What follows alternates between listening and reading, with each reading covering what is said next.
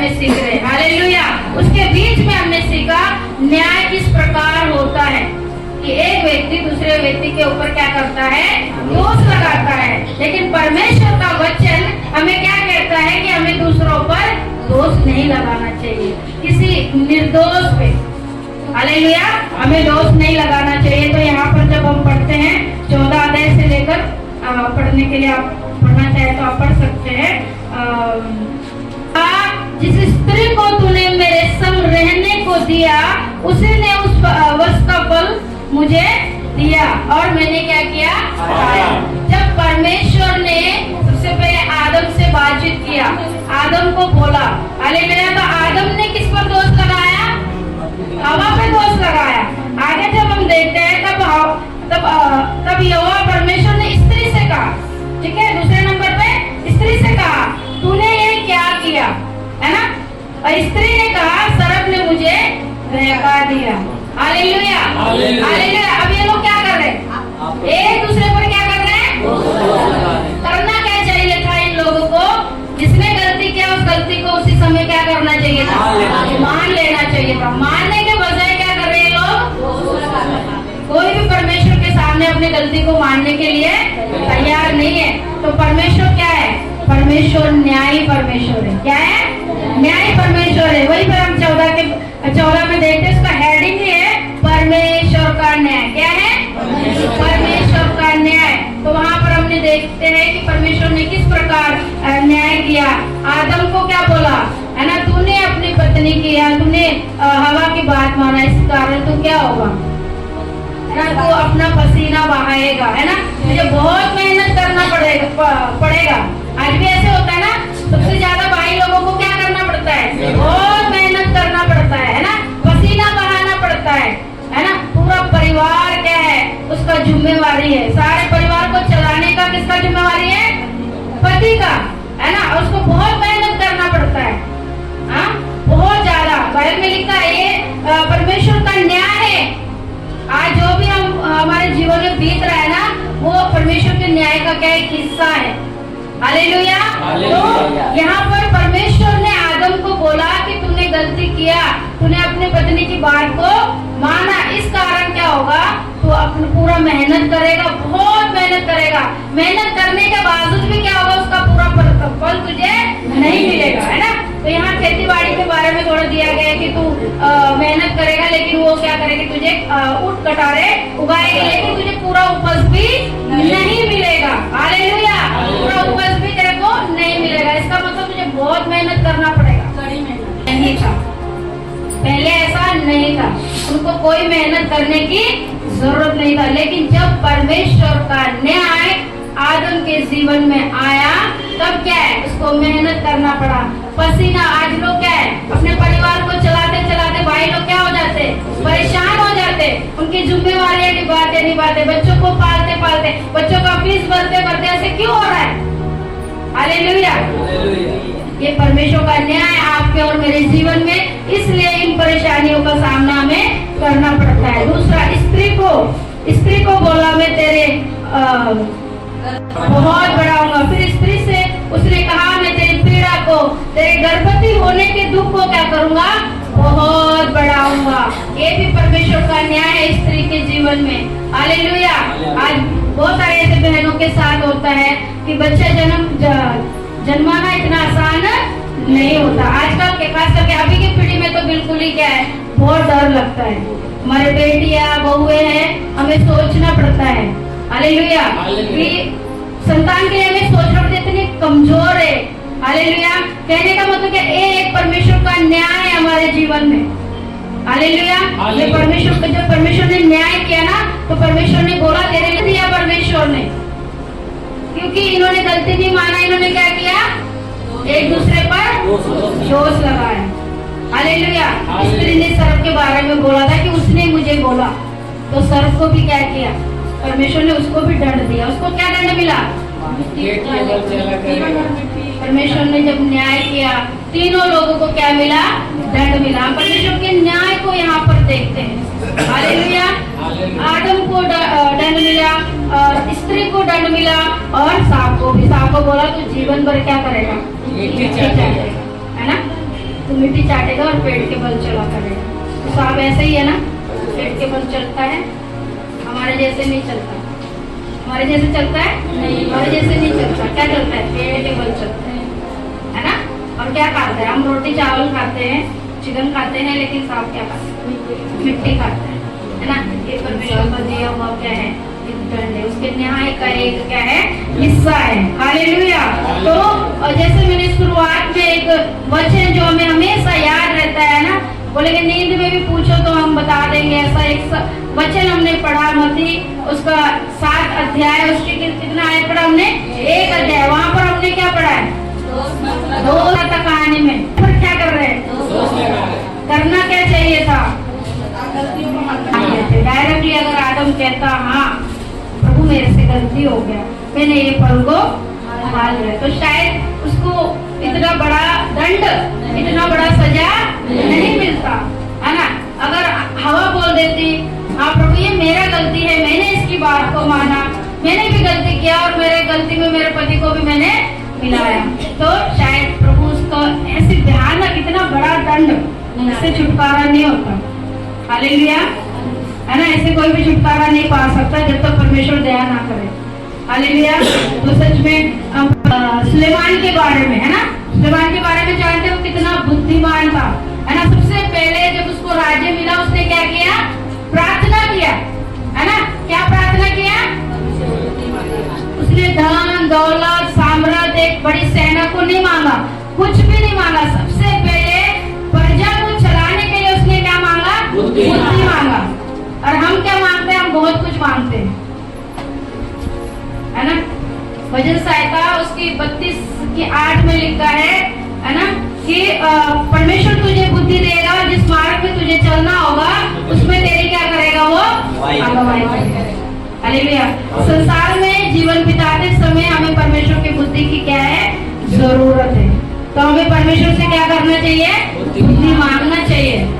Bible में लिखा है यदि किसी को बुद्धि क्या करे? परमेश्वर से मांगे, जो बिना कीमत या तो जो लोग परमेश्वर का डर भय मानते हैं, वचन कहता है उसकी बुद्धि क्या हो जाती है? अच्छी होती है। जो लोग परमेश्वर का डर मानते हैं उसकी बुद्धि क्या होती है? अच्छी होती है। अरे हम उस विषय की ओर नहीं जाएंगे। यहाँ राजा ने परमेश्वर से बुद्धि मांगा और परमेश्वर ने क्या किया? उसको बुद्धि दिया। और उस बुद्धि से किया हुआ एक बार परमेश्वर के वचन में हम पढ़ते हैं। बाइबल में लिखा है पहला राजा 3 अध्याय में, बहुत सुंदर कहानी है। वहाँ 2 बहनों का कहानी दिया गया। 2 बहनें थी, 2 लेडीज बोल सकते, बहनें बोल सकते, हमारे जैसे 2 बहनें थी और वो एक ही साथ में रहती थी। शायद वो राजा के महल में रहती है, शायद वहाँ पे काम करने वाली कुछ बहनें। बाइबल में ऐसे डिटेल नहीं दिया गया, समझने के लिए आपको बोल रही। 2 बहनें थी और एक ही समय में 3 दिन पहले 3 दिन बाद, है ना। तो दोनों को क्या हो गया? बच्चा हो गया। बच्चे में भी क्या है? दोनों को बेटा ही हुआ है। एक का बेटी और एक का बेटा नहीं, लेकिन दोनों को क्या है? बेटा ही हुआ है। तो क्या होता है कि एक बहन का बेटा क्या हो गया? मर जाता है ना, नींद की वजह से। वहाँ लिखा है तो उसके सोने के उसके नीचे दबकर क्या हो गया? वो बात समझ में आ रहा है? परमेश्वर का वचन समझ रहे सब लोग? हालेलुया। प्रभु मदद करे और प्रभु का उपस्थिति हमारे बीच में है। मैं विश्वास करती हूँ प्रभु बिल्कुल आपकी सहायता करेगा। हालेलुया। तो वहाँ पर देखिए एक बहन का बच्चा मर जाता है और एक का बच्चा क्या है? बचा हुआ है। तो जो बहन जिसका बेटा मर गया वो क्या होती है? बहुत चतुर होती है, बहुत चालाक होती है वो। तो वो चालाकी क्या करती है कि इसका बच्चा छोड़ देती है, उसका जीवित बेटा क्या करती है? वो ले लेती है। तो जब वो बहन नींद से उठती है तो देखती है 3 दिन में हमारे बच्चे का हमें पहचान नहीं हो जाएगा, इस माँ ने जन्म दिया। वो तो 1 दिन में पहचान ले ली है ना। ये बच्चा छोटा है लेकिन फिर भी हमें पहचान हो जाता है, ठीक है। तो जब वो उठी तो देखा अरे ये बच्चा तो मेरा नहीं है। तो वहाँ पर क्या हो गया? शोर शराबा हो गया। ये आपस में क्या हो गया? दोनों बहनें भिड़ गए। आपस में क्या है? इनका आपस में दे रहा है और जीवित बच्चा ले रहा है। और दूसरी क्या बोल रही है? सेम बात, नहीं नहीं ये मरा हुआ मेरा बच्चा नहीं है, जीवित बच्चा मेरा है। तो ऐसे करते करते चलो फैसले के लिए, न्याय के लिए कहाँ चले गए? राजा सुलेमान के पास। वो अपने फैसले को, है ना, अपने न्याय को लेके गए, है ना। तो जब लेके गए तो परमेश्वर राजा ने क्या किया? उनके बीच में न्याय किया। राजा के सामने भी यही बात ये मरा हुआ इसका है, जीवित मेरा है ना। तो दोनों ऐसे चिल्ला रही है, बोल रही है ना। तो राजा थोड़ा शांत होकर उसने सोचा, है ना, परमेश्वर का बुद्धि उसके पास था और उसने बुद्धि से क्या किया, उस समय उनका न्याय किया, है ना। बस छोटा सा एक उसने क्या किया, डिसीजन लिया, बोला एक तलवार लेके आओ मेरे पास, है ना। एक बच्चा तो मर गया, अब एक जीवित है, तो क्या करेंगे, इस बच्चे को क्या करेंगे, तो आधा आधा करेंगे। अब ये दोनों बोल रहे मेरा है, तो क्या करेंगे, इस बच्चे को दो भाग करेंगे, आधा एक को दिया जाएगा और आधा। उसी समय एक बहन क्या बोलती, नहीं, इसको मत मारो, इसको मत काटो, इसी को दे दो, क्या करो, इसी को दे दो। तो उसी समय राजा के समझ में आया कि ये बच्चा किसका है, ये इसी का है। Hallelujah, hallelujah. और उस समय राजा सुलेमान ने एकदम सही फैसला लिया, क्योंकि जो बहन बोल रही थी नहीं इसको मार दो, है ना, वो क्या थी, वो झूठी थी। हालेलुया, वो झूठी थी वो बहन, है ना। बिना मतलब उसका खुद का तो बच्चा मर गया और उसने दूसरे का भी क्या किया, बेटा वो अपने पास रखना चाहती थी, इसलिए उसने ये सब बातें उसने ये सब काम उसने किया। हालेलुया। तो उसी समय राजा ने समझ लिया कि ये औरत क्या है, ये झूठी है और ये सच्ची है। इस प्रकार एक अच्छे न्याय को हम उस समय परमेश्वर के वचन से देखते हैं और बड़े बुद्धिमानी से राजा सुलेमान ने उन बहनों के बीच में क्या किया, एक सही न्याय किया। और इस न्याय की चर्चा उसके समय के सभी चल गया कि इसके अंदर कौन सा आत्मा है, परमेश्वर का आत्मा है। इसके पास कौन सा बुद्धि है, परमेश्वर का दिया हुआ बुद्धि है। और उसके न्याय की चर्चा क्या है, होने में कितना मुश्किल था ये समझना कि ये जीवित बच्चा आखिर किसका है। अगर शायद वो दूसरे बहन के हाथ में बच्चा लग जाता तो अपने बच्चे को तो उसने नींद में मार दिया, है ना, उसका भी पता नहीं क्या, दूसरा समझकर उसको भी वो अच्छे से व्यवहार नहीं करती है, उसको पाल नहीं सकती थी क्योंकि वो उसकी माँ नहीं थी। इसलिए उस समय हम एक अच्छे और बड़ा ही सही फैसले को या न्याय को हम देखते हैं। हालेलुया। सब गुप्त बातों का, चाहे वो भली हो या बुरी, क्या करेगा, न्याय करेगा। हालेलुया। क्योंकि सब कामों का, किसका, सब कामों का, सब गुप्त बातों का, सब कामों का और सब गुप्त बातों का, चाहे वो भली हो चाहे वो बुरी हो, क्या करेगा, परमेश्वर न्याय करेगा। जिस परमेश्वर ने आदम के जीवन में न्याय किया, जिस प्रकार सुलेमान ने उन स्त्रियों के बीच में न्याय किया, वैसे ही परमेश्वर का वचन बताता है जो भी हम कार्य करते हैं, हमारे कार्यों के अनुसार, हमारे जीवन के अनुसार परमेश्वर हमारा क्या करेगा, न्याय करेगा, है ना। कुछ ऐसे बातें होते हैं, कुछ ऐसे हम काम करते हैं, हमें लगता है कि किसी को भी कुछ भी मालूम नहीं चलेगा, किसी को कुछ पता नहीं चलेगा।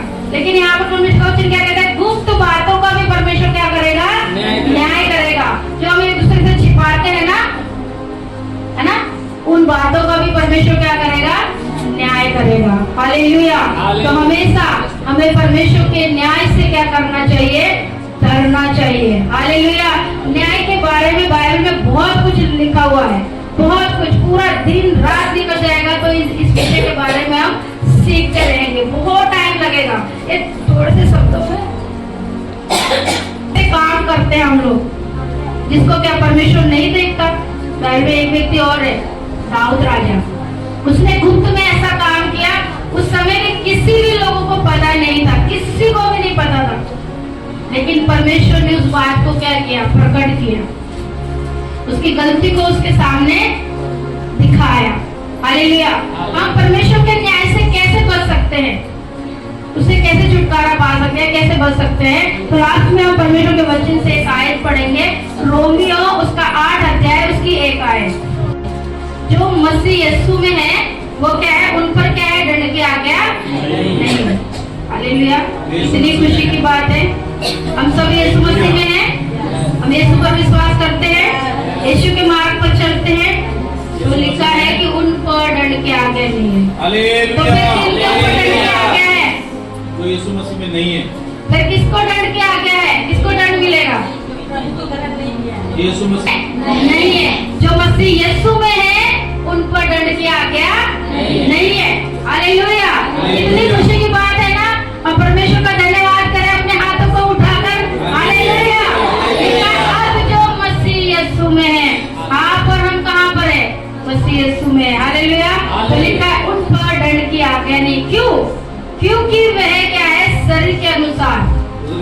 ये भी जरूरी है। हालेलुया। हालेलुया। क्या है? क्योंकि वो शरीर के अनुसार नहीं वरन आत्मा के चलाए चलते हैं। तो दंड की आज्ञा किसके लिए है? जो शरीर के अनुसार चलते हैं। आदम और हवा क्या है? क्या किया? वो शरीर के अनुसार चले, मन भावना, मन को लुभाने वाली चीजों के बातों में क्या हो गए? वो आकर्षित हो गए।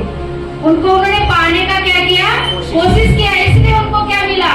दंड मिला। अरे परमेश्वर ने उनके जीवन में क्या किया? न्याय किया। यहाँ लिखा है अत जो मसीह यीशु में है उन पर क्या है? दंड की आज्ञा नहीं है, क्योंकि वो शरीर के अनुसार नहीं वरन आत्मा के अनुसार चलते हैं। हालेलुया। हमें आत्मा के अनुसार चलने की क्या है? जरूरत है। हम जो मसीह यीशु के लोग हैं, हमें क्या करना चाहिए? आत्मा के अनुसार चलना चाहिए, परमेश्वर के वचन के अनुसार चलना चाहिए, परमेश्वर के मर्जी के अनुसार हमें चलना चाहिए। तभी हम क्या करेंगे? उस परमेश्वर के न्याय से बच जाएंगे। हालेलुया। और भी बहुत कुछ बाइबल में लिखा हुआ है। हमारा महान प्रभु यीशु मसीह है ना, बाइबल में लिखा है कि उसकी दीनता ने उसका न्याय नहीं होने दिया। हालेलुया। यीशु मसीह पर भी क्या है? लोगों ने क्या किया?